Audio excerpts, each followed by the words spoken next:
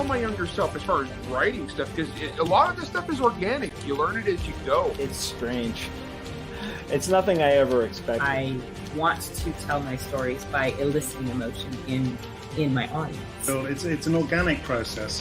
They sort of layer on top of each other. Each one makes the next layer more obvious to me. This whole thing could not have gone any smoother. I usually say squad only in groups of 3. I like to batch it, like squat, squat, squat. Look, guys, this one's not going to be like normal. It's just not. Welcome to the Writer's Journey. I'm your host, Lauren Moore, and with me is the mellifluous Kaylin Williams. That's a big difference. It's like, are you talking or are you doing? What's happening here? We still have all the pets that think, oh, it's time to eat. It doesn't matter if it's 4 a.m. My name is Walt, and this is Coffee and Concepts on Keystroke Medium.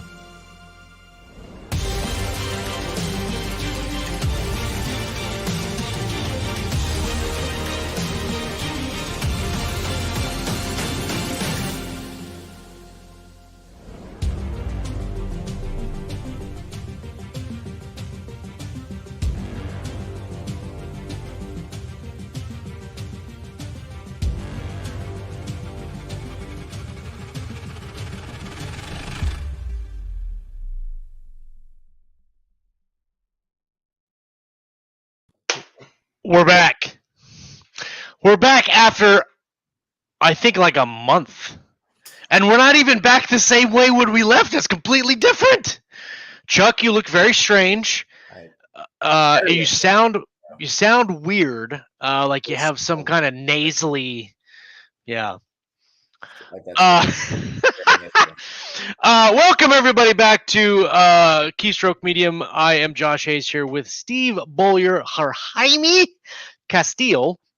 Welcome and let's see, who was the first comment? And it's Chucker. Charlie is in Iowa today. He gets the Keystroke Medium golf clap of appreciation. Thank you, Charlie. Corey Gillum is here. Hello, welcome. I think I saw Jake Clifton in the house. Ken is here. Welcome. Welcome everyone. Chuck got hats. That's true. Yeah, sorry guys. Life this summer has really just kicked our collective butts, and with Scott getting a new job, a new assignment in the police department that's taken him, fortunately, off of nights and onto days. He can't be here to hang out and join in the shenanigans. It's better for him, horrible for the show. So, Scott, if you're listening or if you watch this later, it's horribly inconsiderate of you to improve your career and move forward with that. Just saying. Fortunately, we get Steve hanging out with us. Steve has graciously volunteered to step up and fill Scoot Munet's shoes, as it were, and help me carry on the KSM Live tradition. For the time being, we're probably going to keep this schedule because I think it works best for most people that can make it. We'll go from there. Let's just jump right into the updates. I'll go first, and then Jaime, you can go second. I finished. Okay, wait for this. Everybody, give me a drum roll. I finished Tranquility. Tranquility is done. All 3 books. I have done the self-edit on the final book. I've gone through and pieced it together and shipped the manuscript. And now it is in Jamie's hands, although I think Rhett's doing more than Jamie is with it, to be fair. And it's off to the editor. And soon it will be ready for consumption. I have to tell you, 2 years of working on this project, to be able to type the end and then mail it off and be done. Talk about a breath of fresh air and just a weight and relief of having the project done. I love the books. I think the story is fantastic. But it's time to move on to greener pastures. And I'm excited for people to read the 3rd book and hopefully get some fun conclusions with the characters that we've created there. And so, moving on to Weaponized full time. And got a couple thousand words on the book this morning. And I'm really Tranquility. Yes, the Tranquility monkey on your back. Yes, that's absolutely right. Daddy's here. Who's what? What? What is going on in Facebook right now? I must check and see. I've informed your editor to request more chapters, whether the book needs it or not. No, you stop that right now. You stop it. I don't see who that is. I don't see those comments. Well, you're invisible to me somehow. So yeah, Tranquility's done. What else have I done during this hiatus? I can't remember if I told everybody I'm trying to do a book a week readathon this year. I think that's the right term, readathon. I'm exactly 2 weeks behind. I've read 25 books, and I think we're in week 27, or maybe we're in week 28 now. It's on my spreadsheet. I could tell you. Oh, okay. All right. That makes sense. That makes sense. Okay. Yeah. I should have guessed it. Yeah. Thanks, Rhett, for showing up. Thank you, sir. I appreciate it. Something boat. Yes, something boat. Funny story about a boat. I'll tell you later. Let's see. The last book I finished was the Icarus Plot by Tim Zahn. I actually got to talk with him for the Bane Free Radio Hour a couple of weeks ago on that book. The first book he wrote like 20 years ago in the 90s, and he really wanted to come back and revisit the story. And so he came back to the same universe, kind of tangentially related plots with different characters. And it sounds like he's going to start a brand new trilogy set in that universe. Really interesting characters, fun story. And super interesting guy to talk to. I don't know if anybody's ever actually got to sit down and talk with Tim for an extended amount of time, but with the massive volume of work that he's produced, it's interesting that he can still regurgitate all of the knowledge from a book that he wrote 20 years ago and the characters and all that stuff. It's really fun to listen to him talk about the products. My audio is clipping. Is that what you're saying? Yeah, you've been screaming into that microphone since you got it. Man, I'm so used to my other one. Why didn't anybody tell me? How's this? Is this better? Then shut up. How could I tell you? Oh, I'm sorry. I apologize. I'm only kidding. Sorry, guys. I don't know what's up with my sound today. Apparently, my soundboard's getting interference from Mars, and I have to use this setup, and I apologize. So yeah, that's pretty much my update. I'm sure I'll think of stuff during the show. Steve, what have you been up to this week, man? Just talking to you. We've had a lot of conversations that went long and hard into the night, and it kept me up at night thinking about. No. That took me. I was like, I was reading this, and I was like, did he just say? All right. So my week, it's been more than 1 week since I've seen you guys last, but I'm working on several books. I've too many books, overwhelming number of books. Really, the primary focus needs to be Vain Pursuits, which is the sequel to Cold as Hell. Rhett and I have been kind of fumbling a bit. We know what we're doing, but we just haven't really begun the execution process. We've got some words down, but not nearly really, I think, what we both want. I have my Remarkable tablet all charged up. My son has parkour tonight, so I'm going to bring my Remarkable and try to get a ton of words down. And so that's that. I got into a car accident yesterday, which sucked. It was technically my fault, but you never want to accept the blame. Chick was flying through the parking lot, man. She came out of like nowhere. She was driving this rental car like she stole it, and I just backed right into her. I got sworn at, screamed at. I ended up driving away and calling the cops because like she was calling in support, and I'm like, I don't know what this support's gonna be. And she's Texas, calling Sicarios from Juarez. Dude, no, you never know. You just never know. And I was just getting uncomfortable, and I'm like, you know what? I don't want to die today. Yeah. So I just drove away and sort of dealt with it from afar. But that then you almost got in another and accident. I almost got into a second accident on the way home, which was entirely not my fault. My son and I were driving. I'm telling my son Oliver. He asked me, "What about all the accidents you've been in?" I've been in 4, and 3 of them have been in parking lots. So like Maybe that's a sign. That could be a yeah, sign. right. I mean, I'm a pretty decent driver. Maybe I don't pay attention when I'm in the parking lot. Maybe that's the lesson to learn here. It's just pedestrians walking around. I figure they can handle a bump. I mean, yeah. But I'm sitting there telling him about these accidents, and suddenly this dude just pulls out of a parking lot right in front of me as I'm driving down the road. He's going to take a left.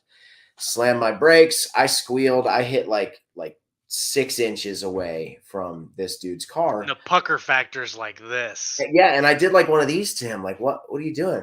And he gets all furious and starts reaching under his seat. And in Texas, that means lead's about to fly. Something's gonna happen. So I peeled out and just took off and went home. I got my son with me, and I don't want him to die today. So that was kind of the, and then I played like 2.5 hours of laser tag. So and found out that you're a tier 1 operator. I am not a tier 1 operator. I am tier 26, I think, is where it would actually land on.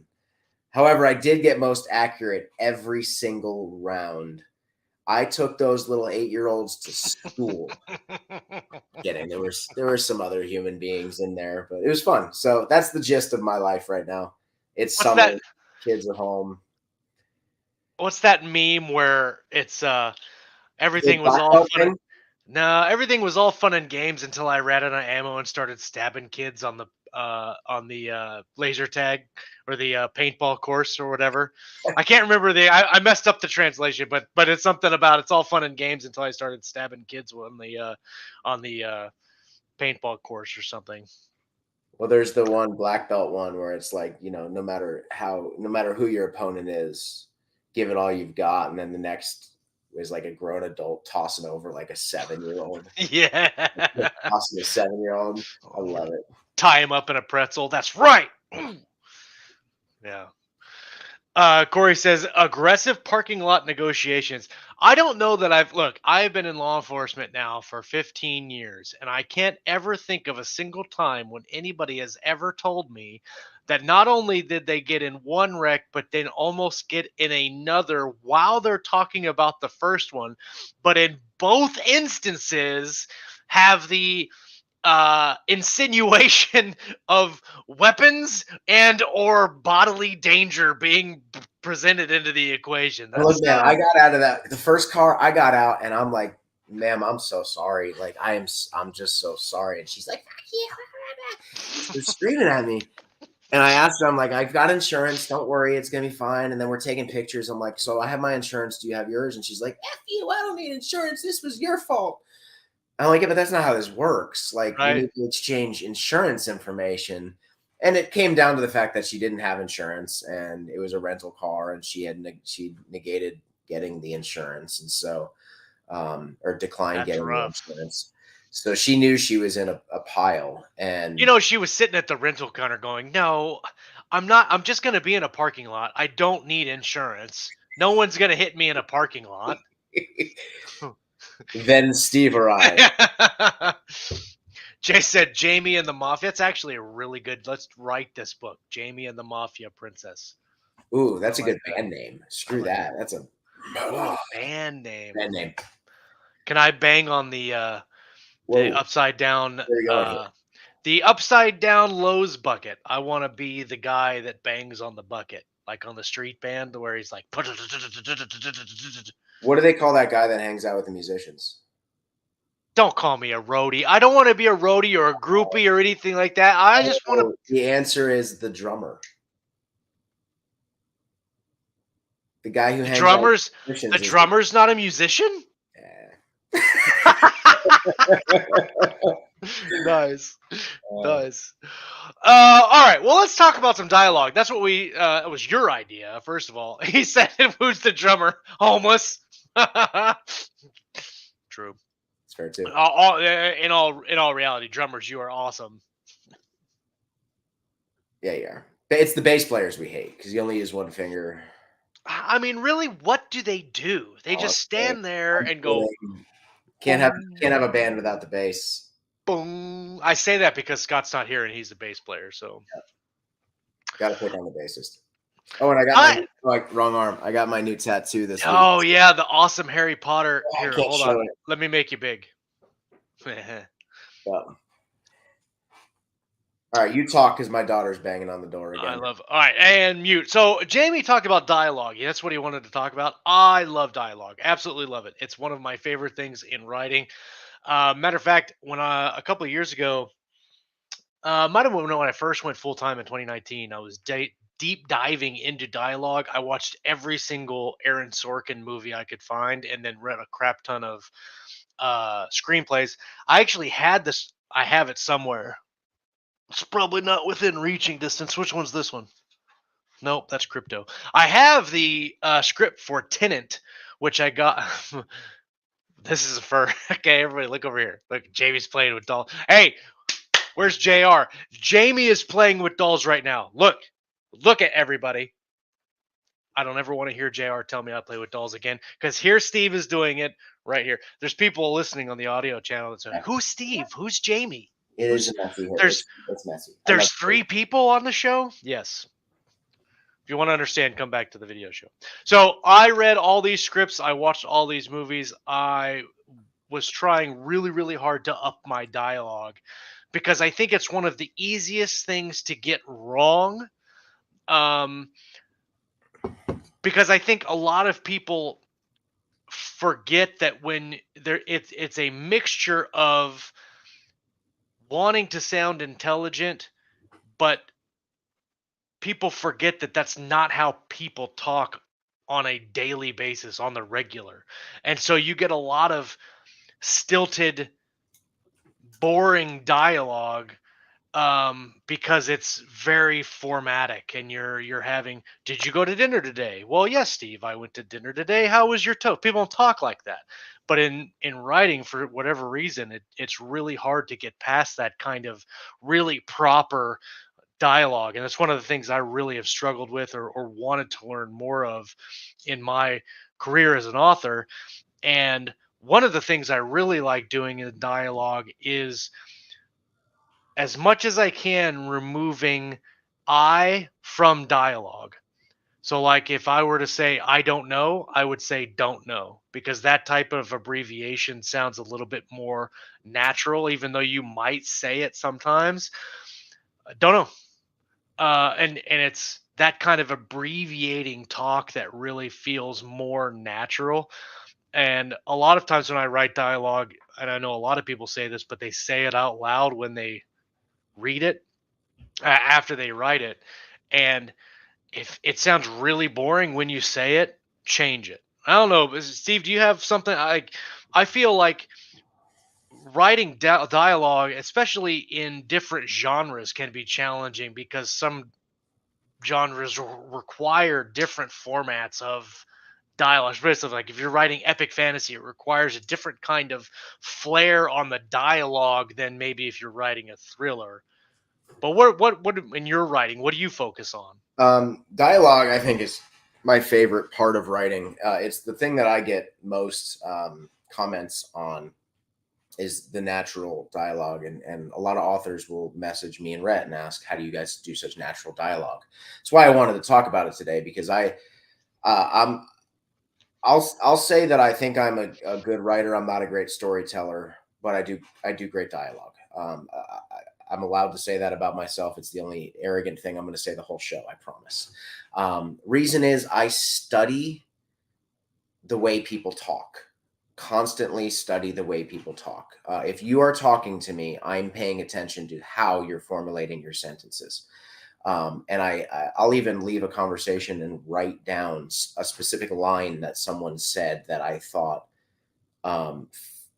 surprised me at how they said it, or when they inserted it into a conversation. So I've got a notebook of or notepad, I should say, of just like random lines that I'll never use in a book, right, but it works as a sort of form of study on the human language. And then I'll watch Of course, as a pastor, I spoke for years and years and years publicly. And so there's a specific way to speak to get across a message. And then there's a specific way that you talk when you're with your friends. And then there's all these different areas where you are, as a human being, are a chameleon in the way that you talk. You'll even find that when you're with a specific friend group, you speak differently than when you're with a different friend group. And a lot of that comes down to where they live, what their race is, what their gender is. If you're ever with a group of women as a man, you tend to speak differently than if you're with a group of men. True. None of these things are like inherently better or worse or anything like that. So I don't want anyone to come across or think that I'm coming across saying that there's I speak differently when I'm with a different race. Like, I don't mean it that way, but you do. Right. You tend to speak a little bit differently. Everyone does. And so, like, to your point where you said, don't know versus I don't know, I always have this one in the back of my mind. Do you want to get something to eat? You don't say, do you want to get something to eat? You say, you want to get something to eat? Right. The word do comes out of that sentence almost 90% of the time, unless you're speaking with somebody in a formal setting.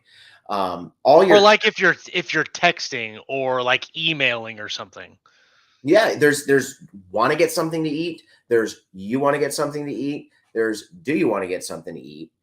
And there's even other, there's other silly things like in Texas, there's this ongoing joke, cheat yet?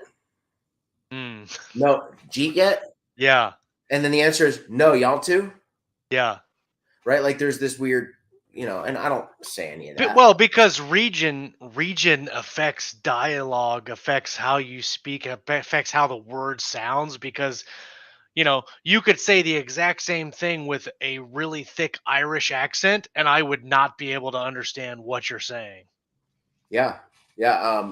We watched the new season of The Boys, and I'm convinced that if you were to watch Carl Urban with his natural accent, which is what it is, he's a New Zealander, if you watch it without subtitles, which I don't think a lot of people do anymore, but if you watched it without subtitles, I think you'd find yourself confused at what he was saying sometimes. I have to watch Peaky Blinders with subtitles. It's not.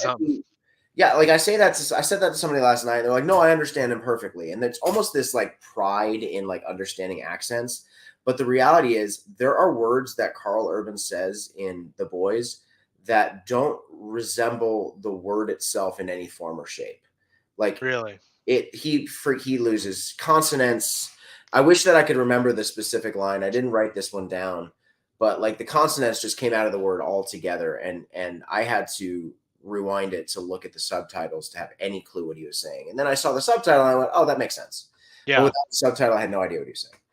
I actually watch everything with subtitles now because I've got ringing in my ears. So sometimes even if I don't have any external sound, I don't hear what they're saying. So I just read it. But to the point of all of this, like in your books, in your stories, you've got a multitude of characters from a multitude of backgrounds. And all of them are going to have unique speech styles. We can do this to a fault where if your person is from Texas, they just say y'all too much. If they're from the South, they just talk way too much like this. And sometimes writers try to write that out phonetically when that just makes it even worse. Yep. Generally, the only time I'll do phonetic spellings is if I'm writing an epic fantasy and it's a dwarf. Or if I really want to drive home that the character is an impoverished type of a person, they'll say ye instead of you. Minor, very, very minor things. I'll leave off sort of the G, like doing, going, right. Yeah. But I don't even do the apostrophe after it because I find the apostrophe to be a distraction in modern writing, especially on the Kindle. It just becomes a whole lot of lines everywhere and it gets very frustrating. I like to add or give characters almost like crutch words in their dialogue to identify like them as a unique person. In Weaponized, I have a character that says "my guy" all the time, like that. It's like it's like how you have people that say words and they don't even realize that they're saying them in like natural speak. Like my wife, when she tells a story, she says, and then I said, and then I said, and then I said, and I said, this character in this book, he just says my guy all the time. Like he'll start a sentence with my guy, or he'll get halfway through the sentence and say my guy. I did the phonetic spelling one time with a German accent, and I spelled it like verbatim how I wanted it to sound. It was for Bloodlines, my second Terra Nova book, and I wrote it all the way out. I had this whole scene written out. It was hilarious. And Richard sent the draft back, and he's like, "Take all that shit out. Just write it normal." And I did, and it was. And you're right, it is distracting. I wrote it normal, and fortunately, Luke Daniels narrated it, and knew by just the context of the story that the dude was German, and then read it exactly as I had written it phonetically, even though it wasn't written that way anymore. And I was like, "Yes, score, favorite scene." I'll bring up one that you and I actually disagreed on, which was a book called Priest of Bones. The Priest of Bones. Peter McLean. I thought The Priest of Bones was a phenomenal book. Josh thought it was an okay book. But at the end of the day, there was one here. That's actually something I say. So I've noted that at the end of the day, I say that all the time. Yeah. And so if I were a character, I would sparingly use the phrase, but at the end of the day, here's such and such, right? Because it's a Steveism. Right. And it's a Steveism that I recognize and then try to cut down in my daily language, because of course that becomes frustrating and annoying when all you do is say my guy all the time. And so that to that point in The Priest of Bones, it's a first person story. So it's told as I did this, I did that. And the character has a line that he uses constantly, and it is to my mind. And then he'll go on to say what he thinks of something. Because the book is written in first person. Right. And so Josh calls me and he's like, if I hear to my mind one more time. And I said, just think of it this way, dude. This is the character's what's the word you just used? The phrase you used, this is the character's it's their crutch word. Crutch words, right? Yeah. Like this wasn't Peter McLean being a bad writer. Right. This was a first-person story told where this character had crutch words. Harry Dresden has a lot of them in the Dresden Files. As a matter of fact, one drives me nuts. He can never say one or two of something. It's always one or three of something. I like that. He's like, we could pick up one or three hamburgers. Yeah. Right? Nobody really says that. Right. But at some point, he decided that Harry Dresden does.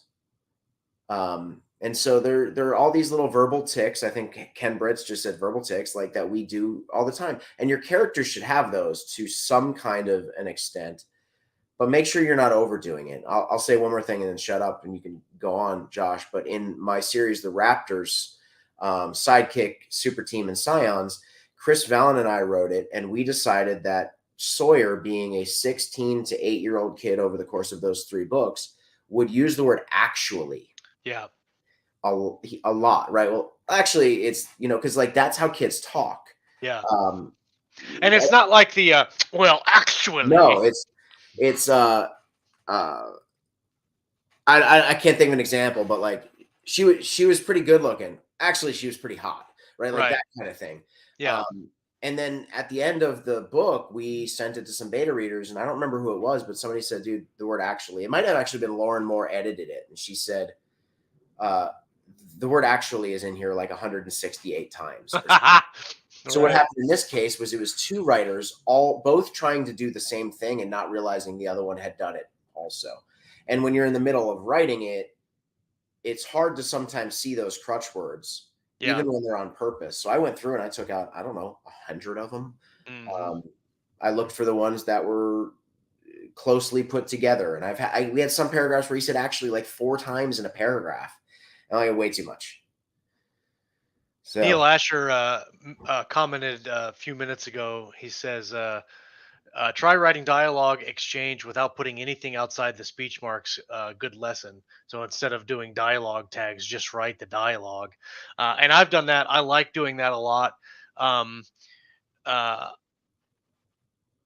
It's hard to do with more than 2 characters though. Sometimes you can do it with 3, but if you get any more than 3, it's extremely hard to do that. But I agree that it is a good lesson in writing because it's just like you and I talking. You're just going back and forth, responding and then counterpointing to what you're talking about, and those conversations are really good. Instead of having a conversation where somebody says something and then has like a paragraph of introspection or internal monologue that happens and then they continue talking, because that's not generally how people talk. People talk and our minds generate the responses almost before the other person is done talking, which is kind of sometimes a detriment to conversations, that we don't actually listen to what the other person is saying. We're just waiting for our turn to talk and then we can continue to do our things. But those are human studies that are really helpful, right? Because I Yes. interrupted you, and I did it on purpose, by the way. Like, that's how conversations generally go. I see these Right. writers who write, one character talking for several paragraphs at a time. I'm sorry, I've never been in a conversation outside of a counseling session where that actually happens. Right. Unless they're making a speech or a presentation or something like that, normally the conversation is going to be 50-50 or very close to that ratio, maybe 60-40 or something like And that. quickly back and forth, just Right. like that, right? Like, I want to interject one quick sentence. Yeah. And then I'm done. I shut up, and then the person continues on. We had an interview with Roger Clark, Arthur Morgan from Red Dead Redemption, also James Crowley in Mine and Rhett's series as a narrator. We did an interview with him with Hank Garner a few days ago, and I mentioned that Rhett and I write for audio. Like, you could look at the difference between mine and Rhett's audio profiles and our ebook profiles and recognize instantly where our audience is. Right. I know that my fan base is in audio, so I write my books for audio, and that's a detriment sometimes to the ebook and the print. But I know where my fan base is, so I'm going to feed them. And so Hank asked, well, what does that mean to write for audio? What sorts of things do you do differently? Well, dialogue is a huge part of it, because in an ebook, I might want to write such and such, he said, and maybe use the adverb surprisedly or angrily or something like that. Or maybe I'll write it a little bit better so I'm not using an adverb phrase. Right. But when you're writing for audio, you anticipate that the narrator is going to know that this was an angry statement and he's going to say it angrily. So we don't need to tell anybody how he said it because it's going to be performed that way. Yeah. And so there's also, who are you writing for and what format are you writing for? Screenplays are going to be completely different than novels, right? You barely write anything in a screenplay. There's these formats have been done before, and it's not really a screenplay or a novel. It's a audio production of a audio drama. I actually just recently listened to one called Armored, excuse me, by Mark Graney. The novel is back there, but the novel came second. The audio production came first. And what was interesting about this is it's like 4.5 hours long, but it's like a movie because there's no narration. Right. There's absolutely no description. You get the context of what's happening through the dialogue and the sound. So, for instance, there's gunfire going on in the background. There's some explosions. There's tires squealing if they're in a car chase. And to direct where the action is, all that happens in the dialogue. So if the main character is getting in the front seat, he says something to the effect of, "Hold on, I got to get behind the wheel." And then they drive, and it's all done. I mean, some of the places is not natural. Like in some of the instances, the writer had to make this transition, so he had to have it in dialogue because that's just the nature of the production. But it never pulled you out of the environment because I understood what the writer was doing. I thought it was really well done. But you're right to your point about being different markets. I don't know that I specifically write for audio, but I write with audio in mind, and so I try not to put a whole bunch of seds in. And that's typically the only tag I use. I don't unless it's screamed or shouted or like growled or something like that. Typically I use set and ask through the whole deal. And I try to limit those. If I'm doing tags, most of the time I try to do it as a action beat instead of a dialogue tag, and that seems to work out a little bit better for me. I tend to be the opposite in a lot of ways regarding that. As a matter of fact, I was going to bring that up. Yeah. Next, I don't think that writing for audio means having fewer dialogue tags, because what happens in audio, with a few exceptions, right? Like there's an author, John Scalzi. He's a great author. I enjoy all of his work. But if you actually listen to, there's never something said without a he said, ever. And a lot of his reviews say things about that, right? Because he'll have 3, 4, 5 people talking all at once. So it's this person said, that person said, this person said, that person said. Typically, when you have I'll stop for a second. If you don't sell well in audio already, like don't change what you're doing.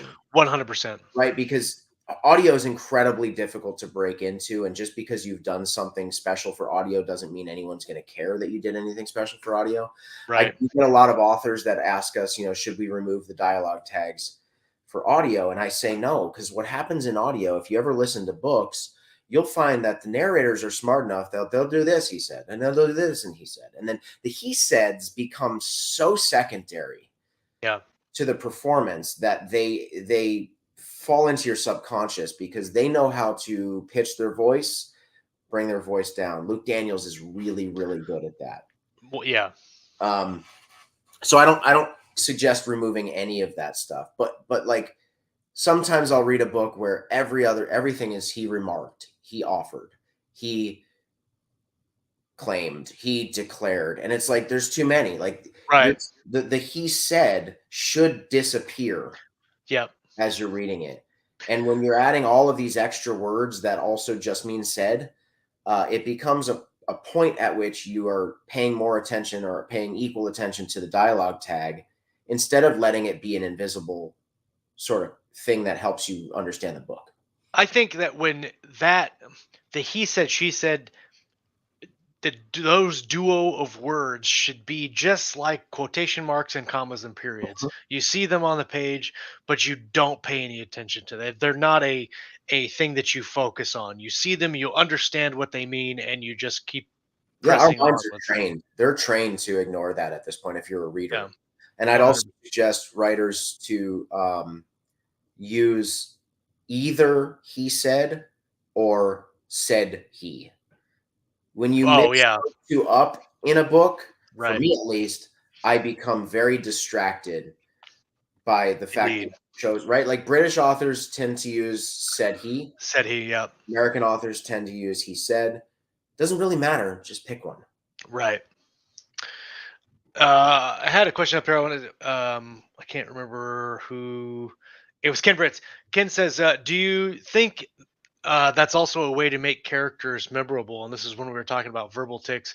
And yes, I also think that the way they speak, because I talk differently than Steve speaks, Scott talks differently than I speak. But when I started thinking about dialogue this morning, when Steve brought it up, I started thinking about which characters do I remember specifically for their dialogue. And one that popped almost immediately into my mind was Glokta from the first Law trilogy. And I don't know if you've ever read that, but Glokta in the audio, it's fantastic, because in the audio, in the book, he's described as speaking with a lisp because of some of the torture that he endured as a soldier, and now he's an inquisitor. So when he talks with a lisp like this. And I can't remember. I can't do it again. But anyway, he's like the quintessential bad guy. Like there is no redeeming quality in this guy at all. But it's the juxtaposition of his complete ferocity and speaking very intelligently and with a lisp that just, it's an amazing character drawn from dialogue, and you see so much from that dialogue. Hi, Josh, pontificated guy. Yes, 100%. Hello from the Ukraine. Welcome to the show, Vladimir. All right, let's try a couple of these, Josh. Ready to go. You know nothing. Jon Snow. Right? That's not Jon Snow. It was no, but it's you know nothing, Jon Snow. Like right. You know the line, right? You know nothing. You can't hear the phrase "you know nothing" anymore. Right. Right. This is the way. Right. Like this is the way. Before that, it was "May the Force be with you," and Leroy Jenkins. Leroy Jenkins, right? Do you know what's awesome about that? Leroy Jenkins is I'm watching the Terminal List with my wife, and there is a point in that show, like a 3-second, not even a 3-second audio clip, where you hear "Guns up, Leroy," and I paused it and turned to my wife and go, "That is amazing!" And then I had to show her the 3-minute clip of Leroy Jenkins. Well, that's even become a phrase in lit RPG, right? Like it's not even explained anymore. If somebody in the RPG said he just went full Leroy Jenkins, we know what this is, right? And if we don't, you're in for a treat when you Google what that is. Right. Hell's Bells. Oh, yeah. Hell's Bells is Harry Dresden. And like, if you've read one of those books, you know, and you can't use the phrase Hell's Bells in your book without everyone knowing that you have just taken Jim Butcher's line. Right. You know, James Crowley says saints and elders. That's his sort of swear word. Well, and talking about like iconic characters with really good dialogue, we'll talk about yours from Black Badge, and that James Crowley, I've said it before on the show, the dialogue for James Crowley and the narrative dialogue in Make Me No Grave by Haley Stone, two of the most iconic character-driven novels where the dialogue matches the book. It matches the story, and the way that the characters talk is on point. I can't recommend it enough if you haven't listened to Dead Acre, which is the prequel to Cold as Hell, or listen to Cold as Hell. Honestly, go do it. I don't get anything from this except for a pat on the back and $50 from Steve after the show is done. But I've got to pitch his book because the way that James Crowley speaks, and even in the narrative, really makes you feel like you're in the Old West. And there's not a lot of books that you read that just simply through the narrative, you can feel like you're there. Well, thank you. Actually, I'm reading a book right now called The Empire of Silence by Christopher Ruccio, and it's a science fiction space opera / epic fantasy. It's a very weird mashup of huge genres. But the way that the character speaks makes me feel like I am 10,000 years in the future. And it almost reminds me of like Warhammer 40,000. And if Warhammer 40,000 met Steiger's Tigers by Mark Allen Edelheit, like really cool, not quite poetic prose, but he uses, I could think of a word that he uses. Well, they use decade like as the number, right? Because some of the language is built on the Roman way of speaking, but they'll use like the proper word for whatever it is, and it's a word that's gone out of modern usage now, but they'll use it in everyday speak, and you're like, wow, that's amazing. I didn't know that word meant that, or I had forgotten that word actually meant that, and nobody uses it. Really good use of vernacular. Oh, can I just get like a pat on the back for using vernacular? Like, just come on. That brings up a really strong point, I think, that I don't know you meant to bring up, but when again, another thing that I see, so I get the pleasure and displeasure of reading a lot of submissions through Athon. We get probably 100 a week or more. because we're not closed submissions and we're not agented.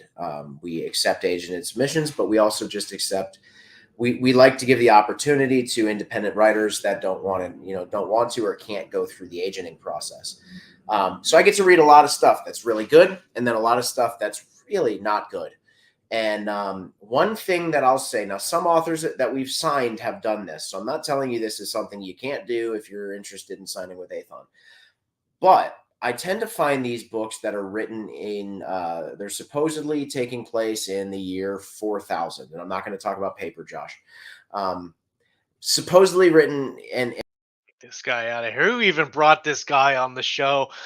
Look, if you want to have paper in the future, you can have paper in the future. They had paper 3,000 years. I'll bring him back in. I'm not even going to rant about it. But I really wasn't going to bring that up, but I feared that you would. So like this book takes place in the year 4000, yet the characters are quoting Star Wars. Or the characters are quoting a band that already from the 70s no one gives a crap about, and it's only the year 2022. Just because you as a writer liked Fleetwood Mac does not mean that 2,000 years from now anyone in existence is going to know what or who that was.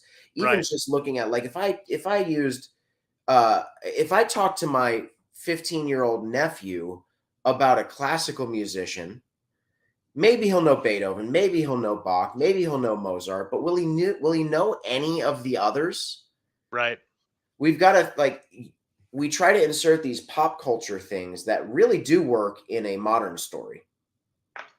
Well, it's like, I mean, you could go more present day than that and say, right now, maybe somebody's coming in and watching the NFL right now that has no idea that the LA Rams used to be the St. Louis Rams. Right. And that's only been a few years. Right. So no one's going to remember that in 10 years or 20 years, much less 4,000 years. Corey Gilliam asked, will they be quoting Shakespeare 4,000 years from now? I don't know. These are things that writers should consider. In Star Trek, they did. Star Trek, right? Have you ever heard of it in the original Klingon? But Star Trek has an Earth-based foundation. That's true. That is heavily, and technically, it's only 200 years in the future. Yeah, but it's heavily a part of the framework of Star Trek, right? Right. The USS the Enterprise was sent from America. Yeah. To go into the deep space, and so maybe they took with them. These are questions, right? Like Guardians of the Galaxy did a great job of taking 80s songs, making them relevant in a space-bound type of a situation. Well, they were relevant because the character never lived outside of the 80s on Earth. Right. So that's all he understood. It was his mom's cassette. Right. It was so important to the whole thing that James Gunn knew that he had to do something to make this make sense. But outside of something like that, maybe it's not dialogue, but this is a really important element to making your characters believable. Maybe you are on a starship where the only entertainment you have was what was downloaded onto that ship at a certain point in human history. And so everybody has watched Top Gun, right? Everybody has watched XYZ because it's one of the only things available on the ship. So you could quote those things, but make sure we know why. Otherwise, to my mind, I'm going, why are we talking about something that was 3,000 years old? There's no way anyone's going to remember this. Well, and to bring what you're saying back into the realm of dialogue, you can use those things as just kind of throwaway lines to make people's conversations more natural in your setting. So if you have, who mentioned here, Ken says, creating your own futuristic culture references, pop culture references, right, in your book. So if you're writing a book that's 4,000 years in the future,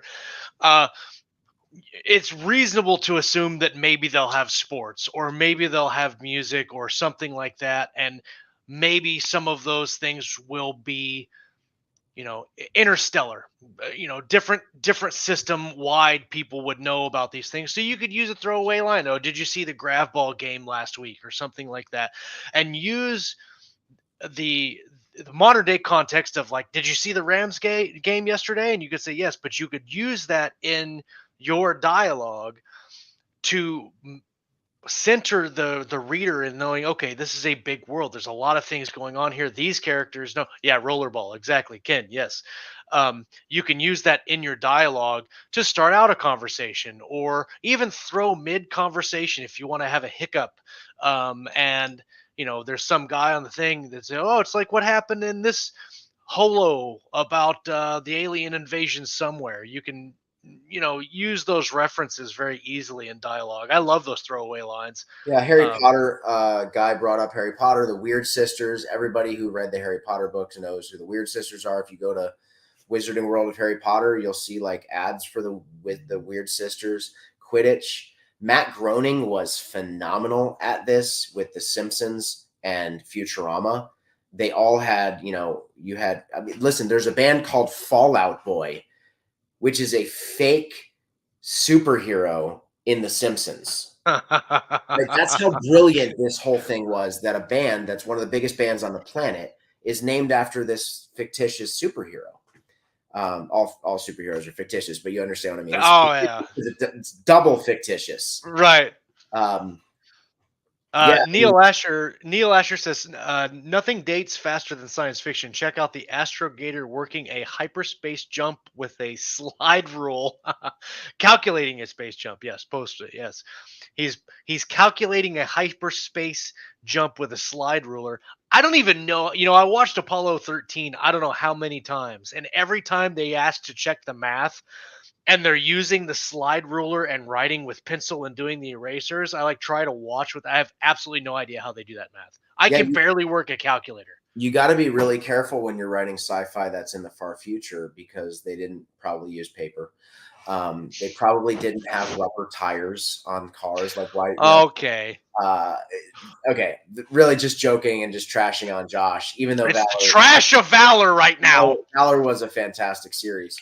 But beyond that, you have to be careful, because Orson Scott Card invented the friggin' iPad, right? Ender's Game, dudes are using an iPad, and that has held up now for 40 years. But then you've got things where these far future books have mini CD-ROMs. Because they were written when that seemed like it was going to be the best technology we could ever have. Right. And then 4 years later, the thumb drive came out and made it obsolete. And then 4 more years later, it's all cloud, and it's all login systems, and nobody has any physical data whatsoever anymore. And so you've got to be careful. Don't just use what's current, because even cell phones, right? I love when an author comes up with something creative, like an eye contact. I don't know if that's ever going to be a thing, but at least they anticipated sort of where we're going. We used in Tranquility, used comm discs, which were a combination of ocular implant and external feed connection, and it's that's how we got rid of phones or radios or whatever. It's all kind of an internal external implant called a comm disc. And I try to do that in all of my stories, come up with some kind of different technology they can use for the simple things like communication or something like that. But I mean, that's using that kind of stuff. Somebody used to use the term, they screened so-and-so instead of the term I called so-and-so. I can't remember what book or show I remember the character saying, oh, did you screen this person? Or I think in it was either in Pandora's Star or in the Comet or the Void trilogy, where Peter Hamilton used array instead of computer. and he never specifically came out and said the array is a computer. You just kind of got it by context. Extrapolated it through context. Yeah. Right. Another thing I think to be careful about is like I read a lot of books where it's like a hollow car drove by. Like we're not going to call it a hollow car, guys. Or a ground car. We're just going to call it a friggin' car. And Right. so you've got to find a way of telling us that that car flies without telling us it's a hollow car. Yeah. Right. It hovered by is a fair way of doing that. But like we don't. I know world building is important, and you have to let people understand where you are. But like consider the things that people say in real life. Like we don't say I'm going to watch television. Generally, sometimes we do. We're going to watch TV. We don't say we're going to go sit at our computer. Generally, we say something like, I'm going to go work. Yeah. Well, it's interesting because one of the phrases that I have not been able to get rid of, and it hasn't been a thing for, 10 years probably, is videotape and photograph. Because those things technically don't happen anymore. Right. Because you don't have videotape. Right. And you're making an image, but it's not a picture. It's not a photograph. It's a image. It's a picture. But people still say, hey, can I see the photo? Or did you videotape that? I'm like, well, no. I gave my mom crap the other day. She was taking a whole bunch of videos at my son's t-ball game. And I said, man, I'm surprised you didn't run out of film. You taped like 5 minutes of the game or whatever. It was funny, but those type of things, they're the exceptions. Sometimes you can use those culturally significant terms if you're using that as something. But when we're talking 4,000 years in the future, they're probably not going to say they're going to videotape me. No, we're gonna record it. We're gonna right. Like you're gonna find a way. But I said at the early onset of this call that this podcast that I listen to when people talk. I study the way people talk. You want to know a really good way to figure out what things are now is listen to your 8 or 10-year-old talk about it. Good point. Because they say stupid things that I go, wow, that sounds so stupid. But my son will come into my room and he'll go, hey, could you search up on the internet? Yeah. And I go, it's not search up. Listen, man, it's either search or look up. Like pick one. Right. But all kids now say search up. Yep.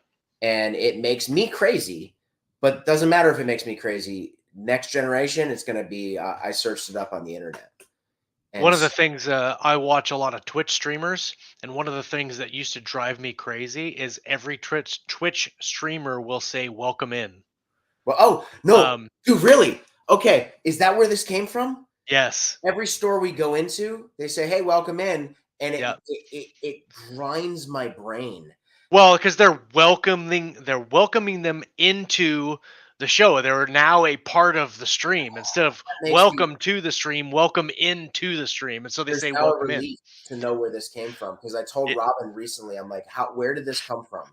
Yeah. 2 years ago, nobody said welcome in, but then friggin' COVID happened and everyone watched Twitch 24 hours a day. Yes. And now I'm being welcomed into the restaurant. Just hey, welcome. Welcome. No, welcome in. Welcome in. Yep, exactly. So, and just look at how fast common usage of words change even today. We're talking, 4 or 5 years ago, people would not say the things they're saying now, or the words wouldn't even be they wouldn't even be a thing. Yep. So a good conversation. I do have to wrap up because I got to go run and get my kids, but thanks everyone for hanging out with us today. Thanks for bearing with us on our hiatus while we try to work out the summer. We're coming back next week. Neil Asher will be on the show. Hey, Hank Garner's watching. What's up, Hank? And Kit was welcome. Neil Asher's going to be on the show next week. So make sure you come back and hang out with us for that. Did I miss anybody in the live chat? I saw Lisa. She was posting on Facebook. And if you didn't, anachronisms of valor, a dumpster of valor. Like if we can't go through one show without at least 2 valor memes, you all as a live audience have failed. Hey, it's the only reason your book's staying relevant. Let it go. That's true. It's true. Thank you, Valor. Cool. All right, guys, we're gonna get out of here. I hope that you enjoyed the show. I hope you got something out of it. Let us know in the comments what your specific fun thing to do in dialogue is. I'd love to hear from you guys. We'll come back next week. We're going to talk about some reading. We're going to talk about some writing, and of course, everything in between right here on Keystroke Medium. Take care. Peace.